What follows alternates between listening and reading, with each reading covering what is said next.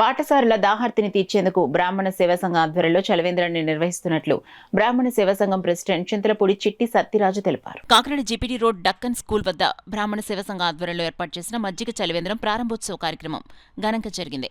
కార్యక్రమంలో భాగంగా బ్రాహ్మణ సేవా సంఘం ప్రెసిడెంట్ చింతలపూడి చిట్టి సత్యరాజు రిబ్బన్ కత్తిరించి చలవేంద్రాన్ని ప్రారంభించారు.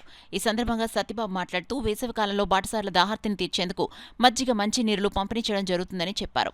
చలవేంద్ర ఏర్పాటుకు స్థలం ఇచ్చిన డెక్కన్ స్కూల్ అధినేత విజయసాగర్ కు కృతజ్ఞతలు తెలిపారు.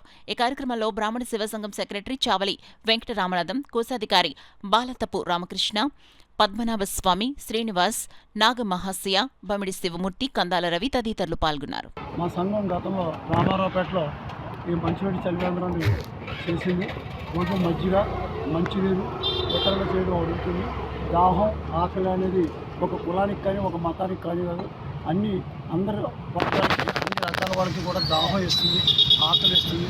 వాటిని ప్రాథమికంగా మా వంతు ఎంత చేయాలి ఆ విధంగా ఉదయం 11 గంటల నుంచి 1 గంట దాకా మజ్జిగని, 3 గంటల దాకా మంచినీటిని వితరణ చేయాలనేటువంటి మంచి ఉద్దేశంతో ఈ కార్యక్రమాన్ని చేపట్టాం.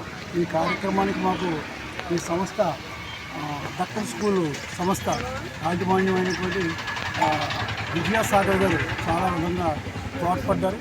అలాగే మా కార్యవర్గ సభ్యులు, మా సెక్రటరీ గారు, ప్రెసిడెంట్ గారు, తదితర కార్యవర్గ సభ్యులు కూడా దీని వెనకాల ఒకరికైన ప్రోత్సాహం ఉంది. ప్రజలు కూడా చాలా ప్రోత్సాహం ఇచ్చారు. అన్ని వర్గాల వారు, అన్ని కులాల వారు, అన్ని మతాల వారు అందరికీ కూడా బ్రాహ్మణ సేవా సంఘం తరఫున ధన్యవాదాలు తెలియజేస్తారు.